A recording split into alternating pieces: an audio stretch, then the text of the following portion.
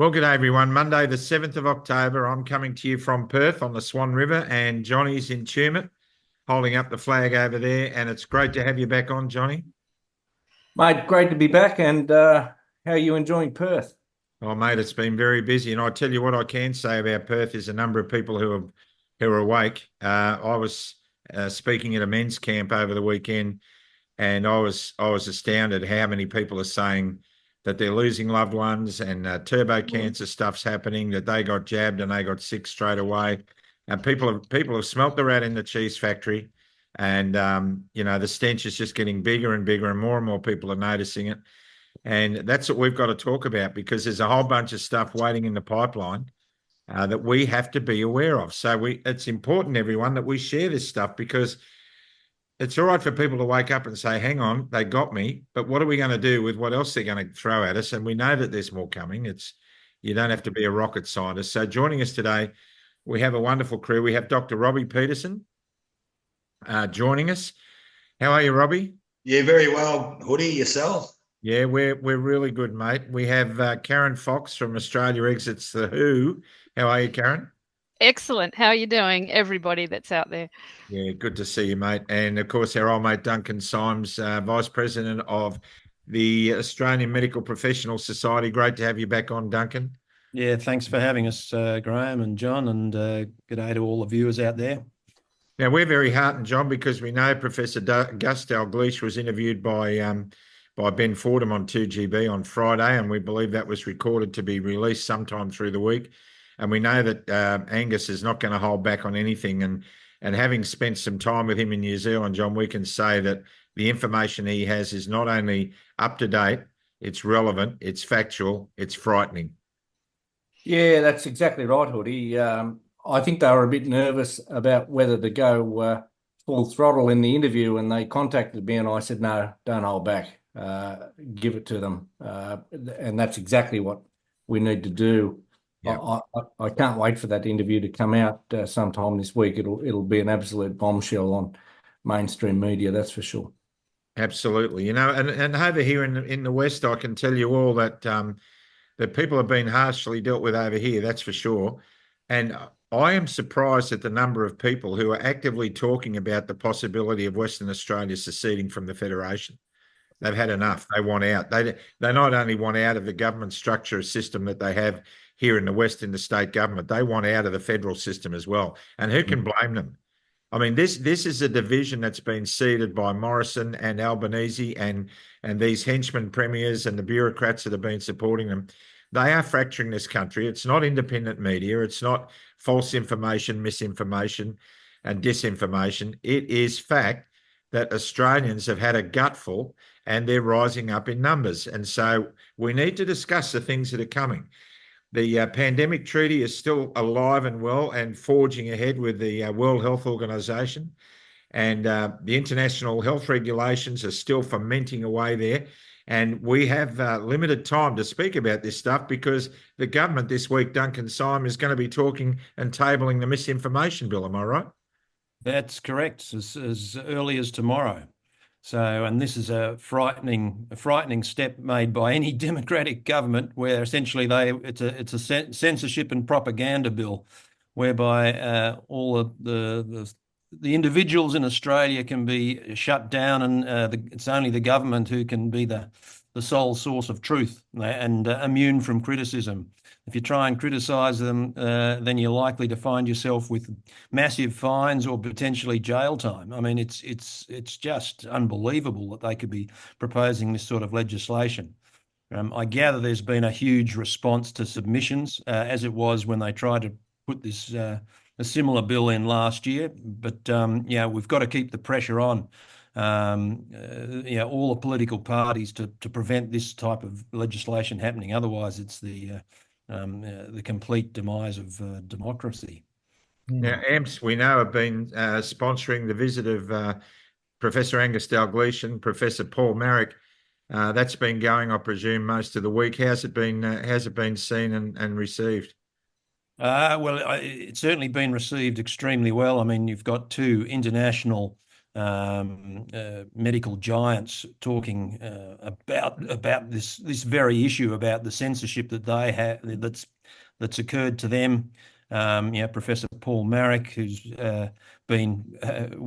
lost his job because he's such an ethical individual. He was trying to fight for patients, the best treatment for patients, and he was being shut down and told he could only treat patients a certain way. And this is so yes, the tour is going well, but there are still seats available, and I think they're in Canberra today and tomorrow, then Adelaide, and then Melbourne, and then I think WA next week.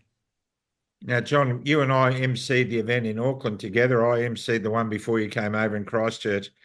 These men are powerhouses, there's no doubt about it. I mean, Professor Paul Marrick is acknowledged by pretty much every doctor in the world as the best critical care specialist on the planet. This guy is amazing, as is Angus Dalgleish, Professor of Oncology at St George's Teaching Hospital in London.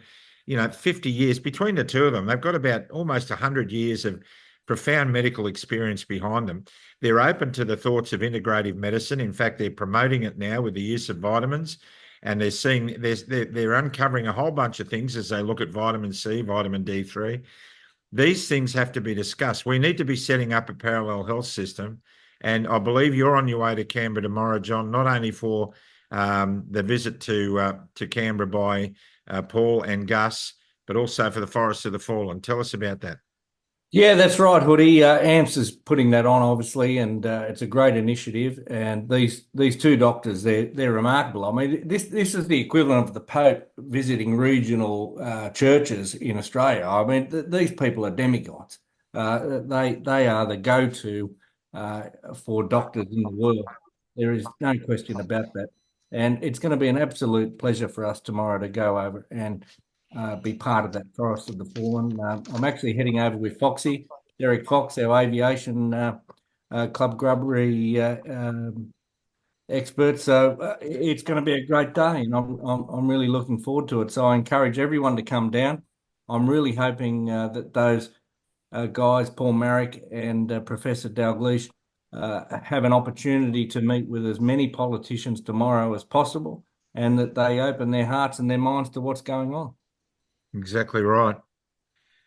Let's go to you, Karen, because Australia Exits the Who has been your hobby horse. You've been on, you're involved in several initiatives. I know you're interested, very interested, as we all are, in renewable energy. Give us a praise on what's going on where you're concerned with what we're facing in the next few weeks and months. Well, if you want to start on the non-renewable unreliables, as we prefer to call them around here, and they are factories, not farms. It's a little bit like calling that mRNA, GMO, gene therapy vaccines.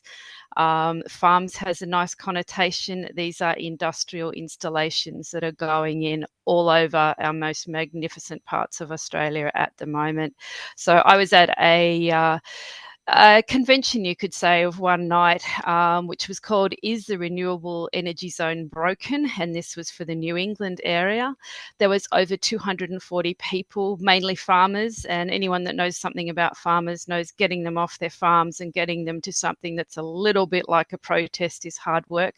Over 240 people, all run by volunteers, all run by people that are concerned about what's happening. Barnaby Joyce was there. He has been a great advocate for us for stopping this lunacy. A couple of the major facts: we all know that our electricity has gone up 60% in the last 10 years, and Australia used to have the world's cheapest electricity, as we should with our resources. And it's only this green dream that has forced our electricity prices and our cost of living through the roof. There was some wonderful data and demonstrations on how there is no way on earth that the non-renewables can ever get us to net zero. As we all know, the wind turbines have, I think it's 400 tonnes of concrete at the bottom and need oil to run when they do run. And the components of all of these things are not able to be recycled. They have a high carbon footprint, if you want to go there. another topic that came up at the CPAC conference that I'm just back from is that emissions are plant food, and it's time that our right-wing governments admitted this and started this battle for real and stopped pandering around the emissions. However, if you want to talk about emissions, there is only one way to get to net zero emissions and still have power, and that's nuclear, assuming that we are not allowed to continue to use the coal that we send to China for our renewables. Some other themes that came up at the CPAC conference. The COVID betrayal is beginning to be linked to the climate scam and talked about in circles, at least in right-wing circles. So I think that that's a very big progression from this time last year.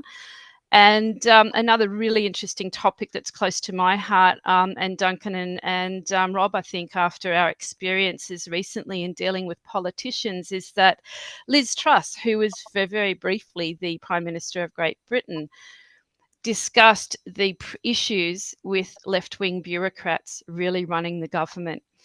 And I actually had a chat to her about this, and she assumed that as a junior minister, she was not able to control bureaucrats. But as she became PM, she was hoping that she, or maybe someone at the top of the tree, had some control over these left-wing bureaucrats, and she found that in Great Britain, as Prime Minister, she had very little control. So I still think that our Humphrey Applebys here, as well as in Great Britain, are in control. They're permanently there. We don't get to vote for them, and even the Prime Minister can't necessarily control them. And it's a deduction that we've been able to make in our dealings with the government. But to hear it firsthand from someone who has been in that position was interesting, to say the least. So I still think that getting our left-wing bureaucrats under control is a major issue for any right-wing party that's trying to push in the right direction. Wow. So with what's coming down the pipeline with the WHO, what initiatives do we need to now put in place, Karen, given that your organisation, Australia Exits the WHO, is at the forefront and part of the Aligned Council of Australia? What do we need to do? Well, I'll just segue into what I was just saying. A lot of these changes in the international health regulations and pandemic treaty are designed to ensure that our elected representatives have no say in any of these things, that all of the organisations that are leading to implement these changes are run by bureaucrats. So it's all a little bit linked. So we have a new campaign. I'll just see if I can share screen, she says, trying to make the tech work. There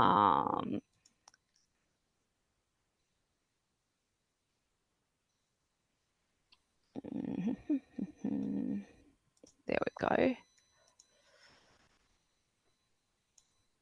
All right, are you seeing that screen now, people? Yep, we are. Okay, so this is, if you go simply to getflyersnow.com.au, you will be looking at this new flyer that we've produced. You can download them yourself, or you can request to have them posted to you for a small charge. We are only charging for the sheer cost of printing these very plain brochures and postage. And we are trying to get to Middle Australia. We deliberately wanted something easy to post and that was very straightforward. We have deliberately left the word vaccine off here altogether. We are trying to put something that looks official and plain in the letterboxes of Middle Australia to pique their interest in what is going on. And that's why we've started that flyer with cost of living increases, lockdowns, business closures, all the things that affected people out of the last lockdown. And we know that the World Health Organization is all about taking control and enforcing more lockdowns in the future.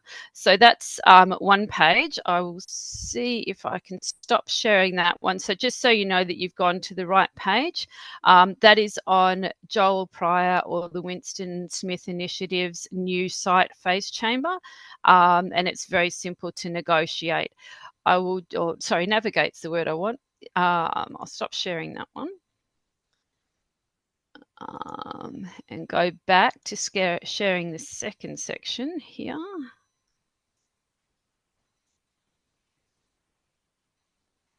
So you can be taken to that website by going to getflyersnow.com.au. Okay, and Can we see that second page now? So this one is simply on wesayno.com.au. And this page will give you some more information. You're able to create letters on this topic, which you are guided through, that you can send to any of your elected representatives or anyone else in your community. They could be local council, they could be leaders of the community that don't know anything about this topic. And we've got some reasons down the side of that page about why this is so important. So all of these things are leading into censorship, surveillance, incredible amount of funding of our taxpayer dollars going to the World Health Organization, which we remember is funded 80% by the Gates Foundation, and reporting. So a lot of this leads into your MAD bill. It's why we're seeing the MAD bill jumping out of the ground, because all of these new treaties, including the Pact for the Future that was signed recently, are asking for censorship and surveillance of the population. So there's a lot of information on that page. I'll stop sharing that now, but it just gives you a little bit of a guide on what we're looking at. I'll just add to Duncan's earlier comments about the MAD bill, well, misinformation and disinformation. We think MAD's a wonderful acronym for it, that you can be punished for sharing the truth. So it has nothing to do whatsoever. As everyone that knows, fact checkers are actually narrative reinforcers. So they're only interested in making sure that whatever you say follows the narrative. You can be penalised heavily for speaking the truth, no matter, as we've seen with the doctors and the scientists around the world, no matter what your credentials are. This is a bill to make sure you don't speak against the narrative and it's not concerned with truth. So I thought that was an important point to make. Well done. Dr. Robbie Peterson, you're chomping at the bit, Robbie. Well, just extending from what Karen has said, people need to know that on June the 1st, which was when the World Health Assembly voted on these international health regulations. Now, the international health regulations used to be recommendations that they now have become binding. But within the World Health Organization's own regulations, they said that every country needed to have 4 months advance notification of the changes that were made in the health regulations. And they also said that when they came to a vote, that at least 50.1% of the nations voted in favour of them. Well, on the last day in the final session of the meeting, they voted on them, and that's with the fact that they gave the final draft of the international health regulation changes the day before. So forget about the 4-month notification. That went out the window. And at the vote, there were only 30% of the countries there, and they passed it. So that went out of the window. So the WHO forced these things through. Our government signed up to them knowing that it was against the World Health Organization's own regulations, and they've signed up to these with 300 changes, which are now binding. Now, they include all the things that Karen showed, or everything we went through during the pandemic, which is the lockdowns, but there's a few little other extra goodies, and one of them is that you can be forcefully restrained to have an experimental, and they mentioned in the earlier draft, but they pulled it out. But nonetheless, all the way along, they were talking about 100-day tested vaccines, and our government signed up to it. So basically what's happened is the fact that, as Karen said, the World Health Organization is 85% funded by Bill Gates and Big Pharma, and of course, they tell the World Health Organization what to do. So the 194 countries that are part of it or are voting with it, they're just a sideshow, but they're going to be forced to follow this incredible totalitarian takeover. So we're in the middle of a coup, and the fact that the government signed up to these international health regulations, which are no longer just recommendations but are binding, I think they've committed treason. I mean, we are in diabolical trouble here. We're in the middle of a coup. With regards to the misinformation, disinformation, that's one of the regulation changes. And it gets back to just expanding what Karen said before. It applies to all future science. So the scientific method is out, and whatever the WHO says is the science, and with regards to medicine, independent doctors won't be able to say anything objecting to any statement they make.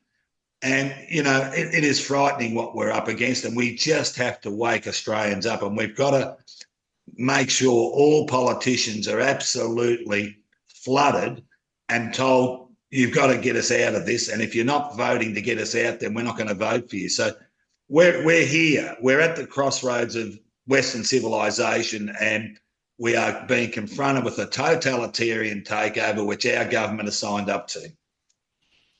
Yeah, you said it pretty well, Johnny. Well, Hoody, that should be a red flag to everyone. I mean, here we have a doctor that has given 45 years of his life to the community and to Australia in absolute genuine service, and he's saying that the government is treasonous. I mean, it tells you everything about where we're at. It is absolutely diabolical. Just to link the things that Rob was talking about then, within the MAD bill, there is actually a clause that says one of the things you cannot do is criticise a health incentive or a new treatment. Yeah. So it's actually written into that MAD bill. Another one that most Australians wouldn't be too happy about is that you are not allowed to criticise a financial institution. So we can't complain about forced mandated gene therapy, and we can't complain about the banks or the superannuation companies. So does that apply to them when the narrative springs out about the importance of vitamin C and vitamin D3? Are we allowed to talk about those initiatives? Not if it contradicts what they're saying. So if they're saying you can't use those things, it doesn't matter if they cure you instantaneously. It's against the narrative. Yeah, they are the sole source of truth if this comes through. So, yeah, that's. But Duncan, they shouldn't be allowed to change the rule book, should they? I mean, you know, you just heard Robbie say there that they only had 30% vote for that at the WHO, and they require a minimum of 50% for it to be passed. Yeah. To be fair, there actually wasn't a recorded vote either. They actually threatened representatives of that meeting with, you're not allowed to leave until we get this through. And they used the consensus method, which means put up your hand if you're not happy. Okay, everybody's gone quiet. It's voted in. Yeah. I mean, it's appalling. I mean, that sort of behaviour just tells you everything you need to know about the World Health Organization. And we need to be, as every country needs to be rid of it. We can run public health without having any agreement with the World Health Organization, and it's patently obvious that the World Health Organization is being controlled by commercial interests who have got their own agenda at play, not the health of the people of the nations of the world. The other thing that Australia needs to do is basically get rid of at least adjust the Biosecurity Act of 2015, which basically signs us up to whatever the World Health Organization says if they call an alleged or either alleged or real pandemic of international concern, or public health emergency of international concern. So the Biosecurity Act basically commits Australia to follow the WHO's recommendations. So that's essentially what happened back in 2020, and with these amendments, it'll just mean that that the more severe recommendations will be followed, and the politicians that frequently say, "Oh no, Australia's a sovereign country. We won't necessarily sign up to those amendments." Well, the fact the Biosecurity Act has already agreed that we will follow whatever the WHO says. If that single individual, Tedros, decides to call an emergency, then we're in. As far as I can see, the WHO is a health catastrophe of international concern. As they are. I mean, for goodness sake, where do these guys get off? So one thing that's really surfaced with our tour in New Zealand, talking to a lot of incredible professionals over there, and we're doing a lot of conversing with Professor Ian Brighthope and others as well. There is a real desire and a push, and I think the resources are there to set up a new alternative integrative health system that's going to look so much better than the public health system that we have now, that people are going to want to flock to it. Do you guys think this is a feasible thing that we could be doing? Do you think we can set it up? And do you think the energy and the impetus is there to do it? Robbie Peterson, I'll start with you. I think the first thing is there, Graham, is to wake up a large percentage of the docs we have. And it's quite really disturbing to me that with all the scientific information that came out in the middle of last year, particularly with regards to the composition of the jabs, when and people should never, ever forget that around the world with the Pfizer jab, all the governments accepted the fact that they weren't being told the total composition, what was in the jabs. I mean, that was just amazing that they did that. But anyway, last year, Kevin McKernan and Professor Buchholz identified all these other goodies in it, and it's become crystal clear. We now know an enormous amount with regards to the incredible damage that these jabs have caused people. And yet, with that knowledge, we're still promoting boosters. So that's number one. I think we have to get an awakening of the vast majority of doctors to actually what's going on. Now, there's a percentage that do know, and they have to look at themselves in the mirror and judge themselves. But down the road, without a shadow of doubt, because, you know, we only have to look at the other side of the equation there too, which is the food industry and the damage that that's been causing. And we have to change how health is delivered in the future, because the pathway we're on, these big pharma companies are only interested in making money at the expense of the health of humans. Johnny. Well, look, Hoodie, look, mark my words, I reckon within 5 years, hopefully less, you'll be able to book a Club Grubbery cruise, and you'll be able to go into international waters, and you'll be able to be treated by professional people with alternative medicines, and it'll be so beautiful. Everyone will just be so much better for it. You get a lot of vitamin D there, John, too, in the sun. Exactly, you will. You'll It could be like that. I think didn't they back in the UK back in the 60s they had a ship that sort of sat outside the international waters and broadcast radio, so you could have ships taking patients out and getting treated outside the international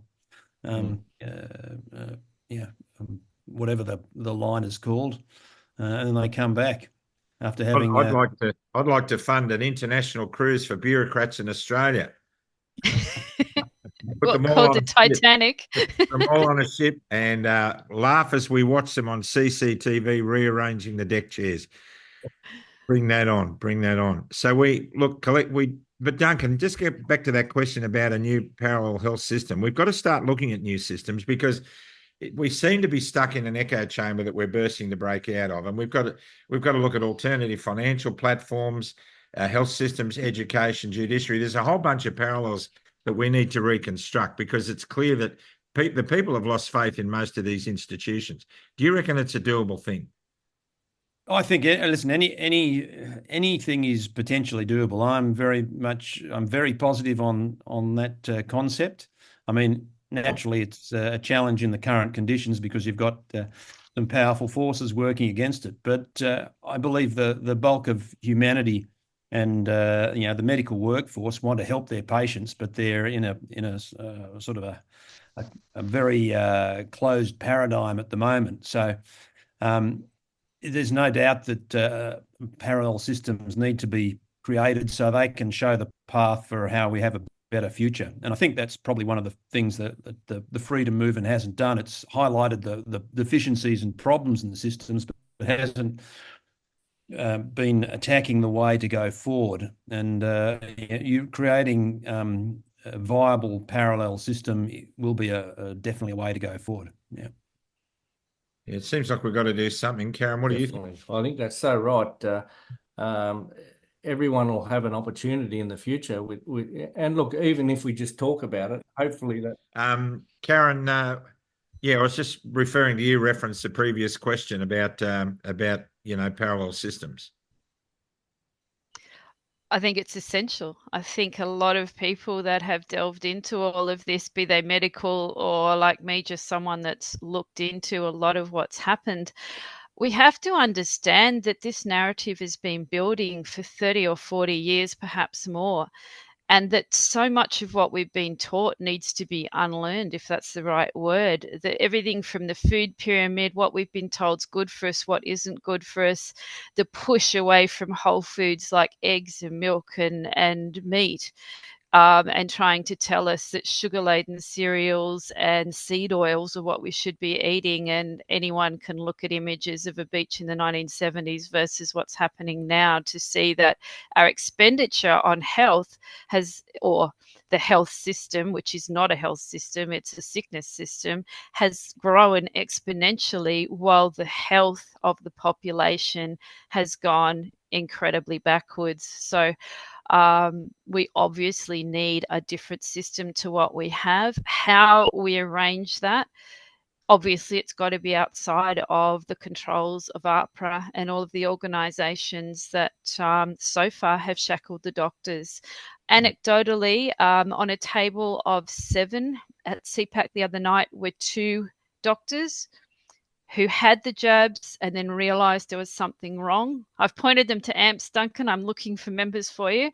I then spoke to another 2 doctors that I wasn't aware of that didn't know anything about AMPS.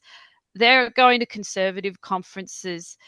They know something is wrong. They're still practicing, so it's very dangerous them putting their heads above the parapet, but they're out there and they know that something is really wrong. So it's a matter of making it safe for them to be able to come out and say, maybe what we're doing is not working. Is there a better way? I think we need more of them on side, but it's got to be the way of the future, because most of the people who have been hard on this from the beginning, like myself, are not likely to go to a hospital until we're at death's door. We just have no faith anymore, and that's not a great place for any of us to be. Yeah, the way the public health have managed all this has done exactly what they've caused a massive loss of confidence in the whole system, which is, supportedly one of their goals is to create confidence in the system, and they've done the exact opposite by the censorship, the prosecuting of ethical doctors, destroying the doctor-patient relationship and destroying informed consent, and destroying bodily autonomy, and that's laid straight at their feet. Absolutely. Karen, how well was the CPAC conference attended? Over 1,000 people, a good number of politicians. Interestingly, the Liberal Party from Queensland, where they're about to have a state election, barred any of their representatives from going to that conference. Which is really scary stuff for mine. There was a lot of Nationals representatives there. You have Jared Rennick, of course. Malcolm Roberts was campaigning heavily for the upcoming election, which is, I'd say, the first time in some time he hasn't been at a CPAC conference. Peter Dutton was not there, but we had multiple Nationals representatives. It was a good roll up, and the most promising thing for me from it was the number of very bright, engaged younger people.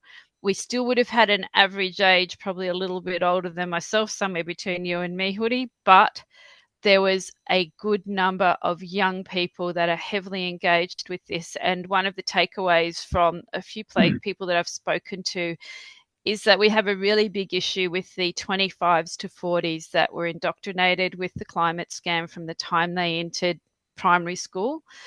But there's people under 25 that have started to see through this, and there's real hope among the 18 to 25s that they are rejecting the extreme left-wing propaganda, and they're looking for a better truth. So that, I think, is really promising. I can give you a couple of choice quotes if you'd like, a couple of quotes from some of our favourite politicians. Yeah.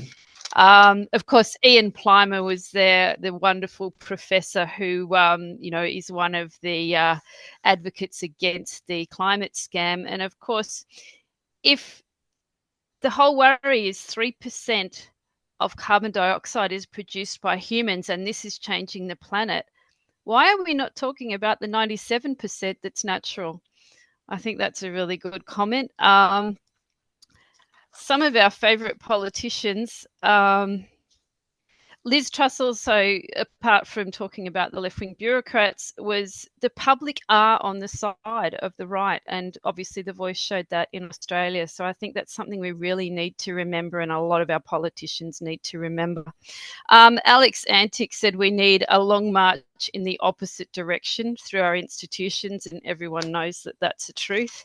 Beautiful. Matt Canavan said the most dangerous thing in Canberra is a difference of opinion.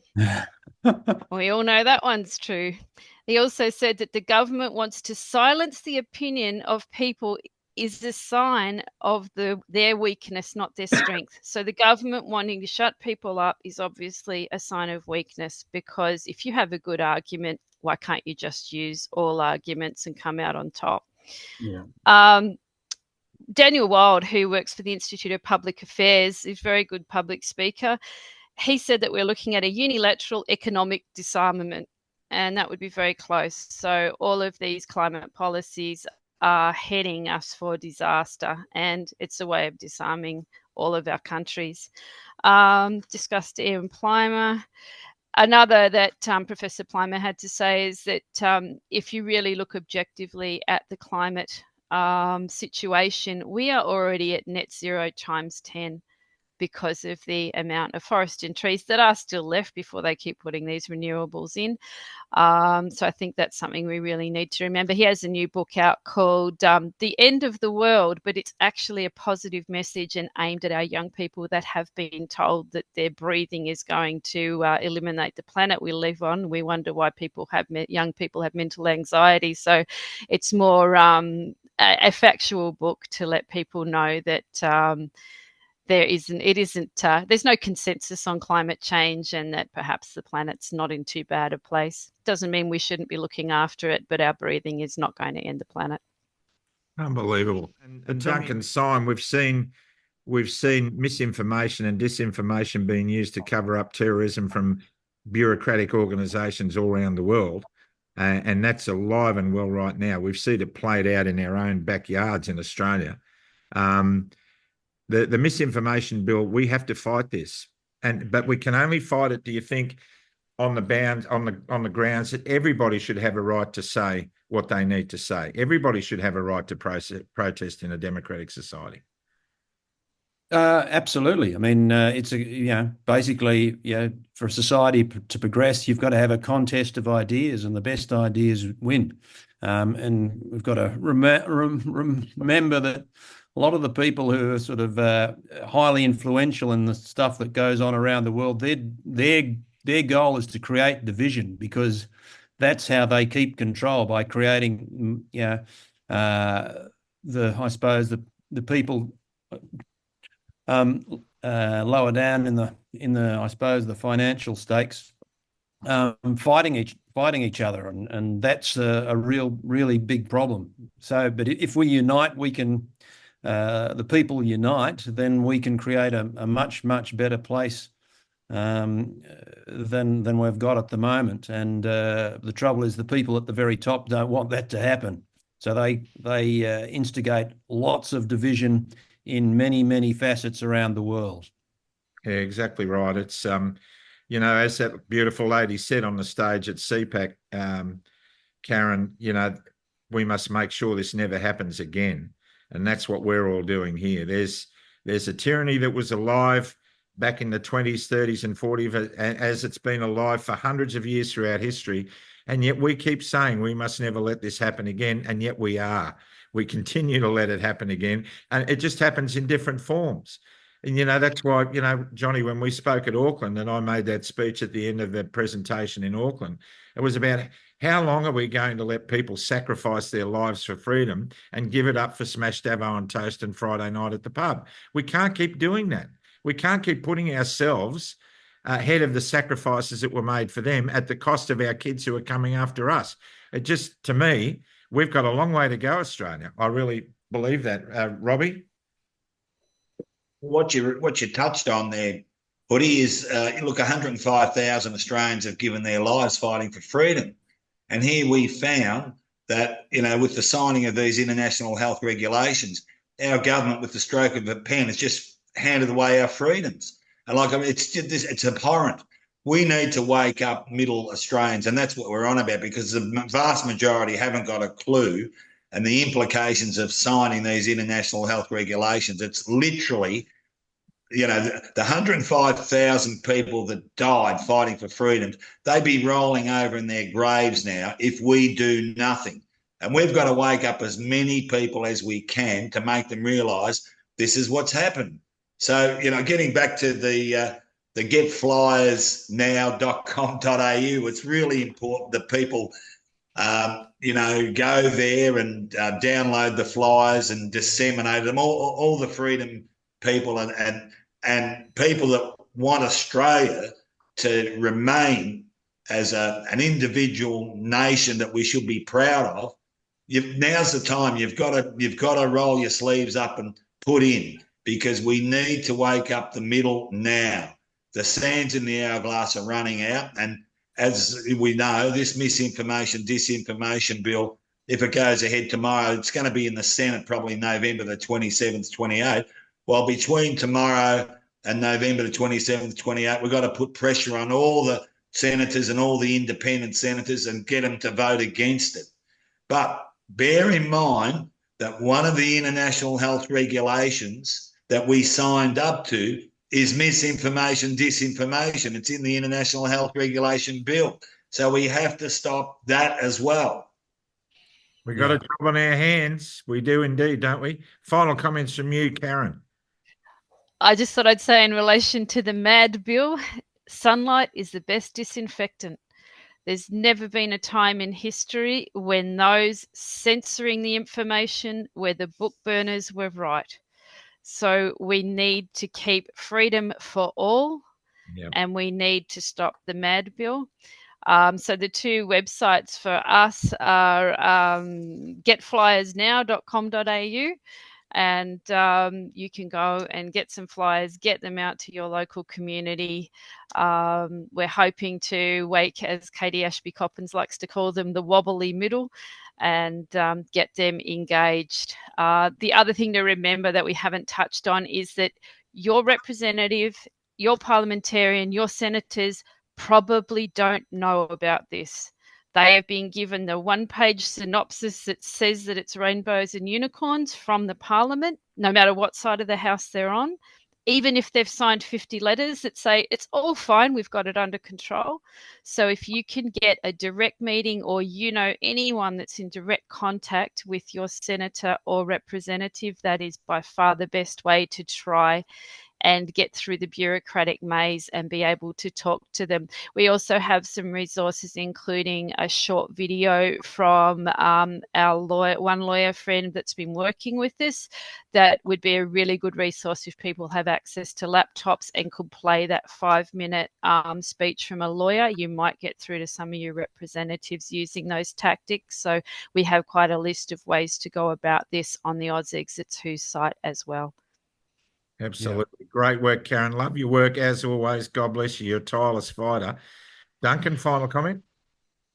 Well, I can just second what Karen said, that you want to go to those websites, download your flyers or buy your flyers, get out onto the pavement and engage with Middle Australia, because as you were saying, Hoodie, there's a lot of people who know that there's something deeply wrong at the moment, and getting them to understand, how the World Health Organization and the UN are playing their part in creating essentially a one world government is going to help them stand up and push back. Absolutely. Absolutely. We need to do it. Robbie. I think that this is equal to the Japanese in the Second World War have actually invaded Queensland, and they're marching down towards Brisbane. That's where we're at. So, we just have to wake people up. And once you're aware, I think you need to notify as many organisations, Rotary clubs, whatever. Spread the word. We need an exponential growth period now. And, once you wake up, once you see this, do everything in your power to notify as many people and get them to go and read, go to the sites. But now this is it. We've got to wake people up in this next sort of 5 months. It's critical. Absolutely, we do. We do indeed. Johnny? Yeah, look, everyone, if you can come down tomorrow to Parliament House, get down there to the Forest of the Fallen. Hopefully you'd have an opportunity to meet Dr. Paul Marrick and Professor Angus Dalgleish and, all the great politicians and AMPS doctors that have been doing so much great work on all this COVID madness. But yeah, just stay strong. That's all you can do. Just keep chipping away. And as Robbie just said, look, have a conversation with someone. That's the best thing to do, I think. Just keep waking people up. Just if you get an opportunity, just bring it into the conversation about what's going on. It really does work. You can really have great outcomes from doing that, and just keep chipping away. Absolutely, we do, and we'll get this done. We just got to keep at it. And I think on that, I'd like to pray us out. Dear Lord, Father in heaven, I just thank you, Father God, that you are a God of compassion. And Lord, while all these things are going on around the world, and while organisations are greasing bureaucrats to slip into places where they can do the most damage for those people who love truth, we pray that you will shine a spotlight on them and that they will be rooted out, Father God. By one means or another, they need to be called to account. So, Lord, whatever it is within our power to do, may we do that with your blessing. And we pray that you will bless these 3 guests that we have on tonight, because they're doing powerful work, and all they want is truth, and all they want is people to live free and as we would expect to live. So guide and lead us, we pray in Jesus' holy name. Amen. Karen Fox, Robbie Peterson, Duncan Syme, God bless you for coming on. We'll get this out tonight. Johnny, you've often been heard to say, you just couldn't make this stuff up. You couldn't make this stuff up. Stay out of the trees. Don't forget, if you love somebody and you haven't told them, get on the blower right now and tell them. You might just save their life. This is a great country because you live in it. No matter what you believe in, you live in it. We love you, and you need to love us too. God bless you all, and we'll see you next time on Club Grubbery. Bye for now.